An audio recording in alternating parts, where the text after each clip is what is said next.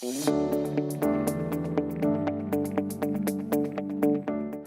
Maria Fontanazza with MedAd News, and I'm joined by Michael Austin, Chief Experience Officer at ConcentricLife. Michael, welcome. Thank you so much for having me. So today we're going to be talking about how agencies can prepare their brand partners for the future.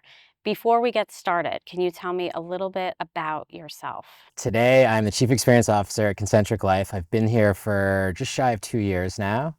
I say I've proudly always been in healthcare. Sort of there's a lot of people sort of jumping into the healthcare space now, but I've grown up in it.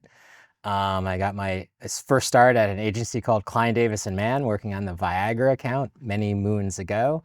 Started as a junior writer and junior copywriter, and then worked at various agencies, worked my way up the creative ranks, became an executive creative director, and then a managing director over creative and technology.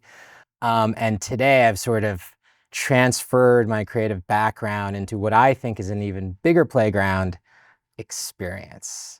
And so lots of people, like when they hear my title, the question is, well, what the heck is that? And so the simple, we'll talk about it today, but I think the simplest explanation is to connect people to story and make sure they stay connected over time. That's a brand experience. It's not just experiential.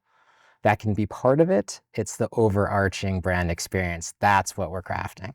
Okay, very good. So that's a good segue into my first question. Yes. How is the customer journey evolving, and what should agencies be doing when considering the design of those brand experiences in aligning them with that customer journey?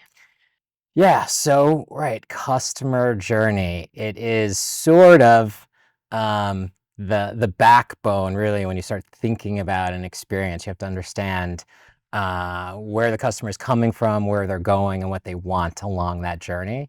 How is it evolving? I think the expectations of the customer um, are evolving in a way. In some ways they want more interaction, and in some ways they want less interaction.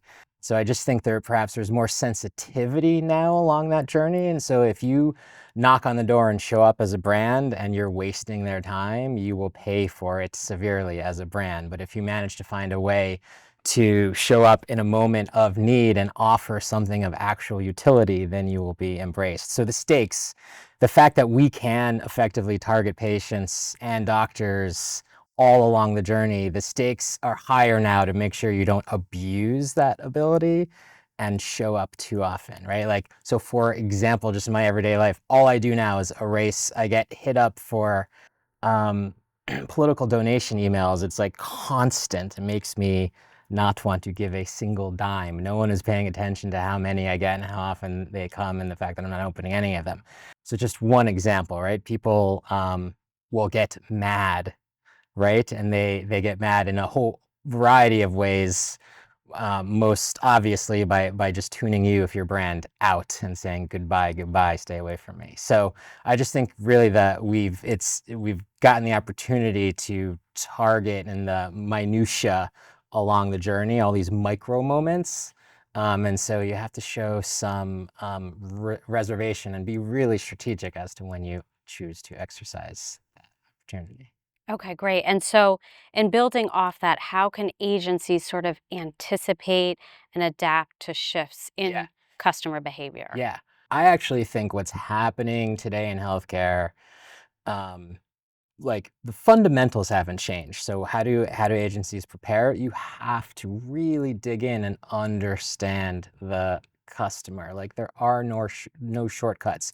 You can create segmentation as sort of a stand-in for what your patients want, and you can begin to create cohorts, but really at the end of the day, it's a human on the other end, and you have to understand them intuitively, not from a 2D perspective, but from a 3D perspective. And so all like lots of the tools that we've used over time, we need to continue to use them. So, we do a lot of social listening. Again, that's one of the new things. Like you effectively can put your ear up to what people are saying when they think it's just their friends listening, right? And you can get some real insight into how people are what they want, what they don't want. So social listening is a huge tool.